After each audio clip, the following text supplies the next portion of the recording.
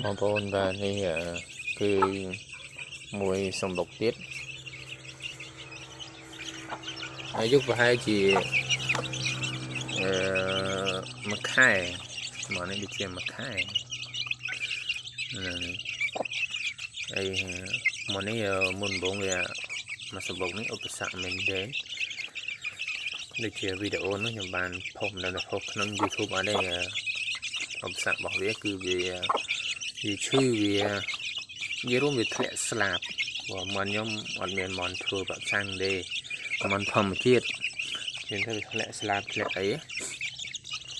វាធ្លាក់ស្លាប់ហើយវាក្តៀតអាចវាជក់អាចអត់ចាញ់ទេអញ្ចឹងខ្ញុំបានកែប្រែវាបានច្រើនហើយវាកើតជាជំងឺដល់ពេលវាខ្សោយទូចមកបើមនុស្សយើងនេះអាចថាស្កន់អីចឹងវាខ្សោយអញ្ចឹងទៅវានៅអាខ្លះហើយនៅវាថាក់ជើងទៅលើឬក៏ស្ទះស្លាប់តែអត់ស្លាប់ទេហើយតន់ជើងតន់ដៃដើរ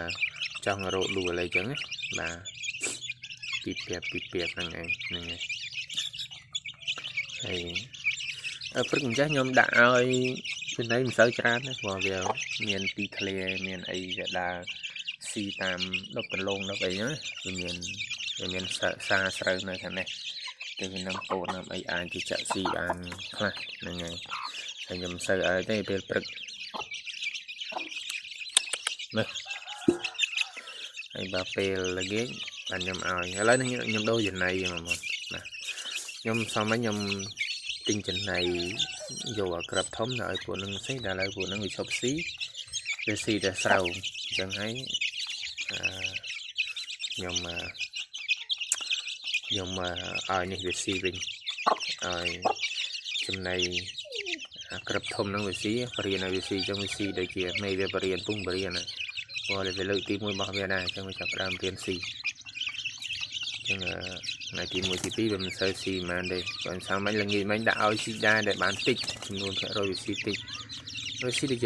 ដោយសារចំណីក្របធំវាស៊ីចាប់ច្រើនប៉ុន្តែចាំមើលថ្ងៃបន្តិចវាចាប់ដើមឃ្លានវាស៊ីទៀតដែរតែនេះវាស៊ីដូចជាមិនសូវបានច្រើនចឹងឃើញខ្ញុំចំណីនៅសល់ហ្នឹងហើយចឹងទុកឲ្យវាដើររស់ស៊ីនៅខាងក្រៅថែមទៀតបងប្អូនស៊ីមន់ស៊ីស្រូវមួយយ៉ាងដែរឥឡូវព្រោះបរិញ្ញាបានវាចេះស៊ីស្រូវបើស្រូវឥឡូវ1គីឡូតែ600ទេស្រូវប្រាំងនេះខ្ញុំនិយាយពីស្រូវប្រាំង1គីឡូ600 700អីទេបាទបើយើងទិញចំណី1គីឡូគឺចូល2500ហ្នឹងអញ្ចឹងវាខុសគ្នាចង់50 70%ដែរអញ្ចឹងបើមន់យើងចេះស៊ីចំណីចេះស៊ីស្រូវយល់ចេះស៊ីស្រូវយើងវាចំណេញបាទចំណេញអីទៅវាធូរលុយយើងទិញ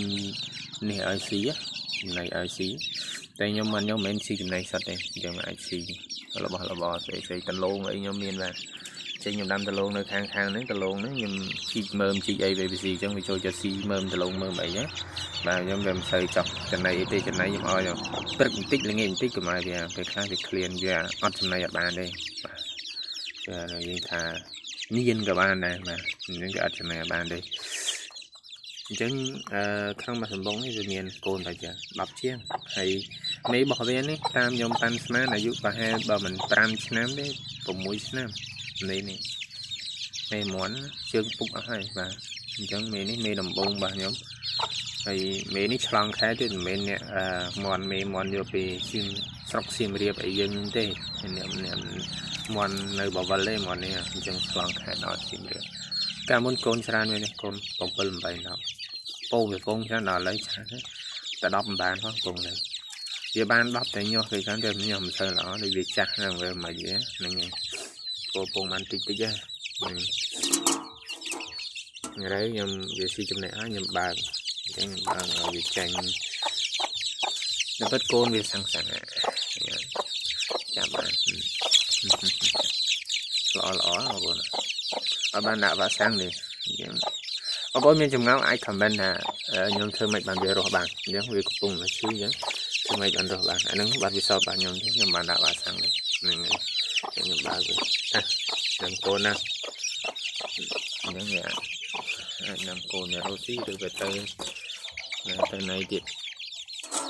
គេស៊ីអត់ឆ្អានទេគេចង់ស៊ីចំណីល្អិតតែខ្ញុំអត់មានចំណីល្អិតខ្ញុំមានចំណីក៏ហ្នឹងហើយអរគុណច្រើនបាយបាយបងប្អូន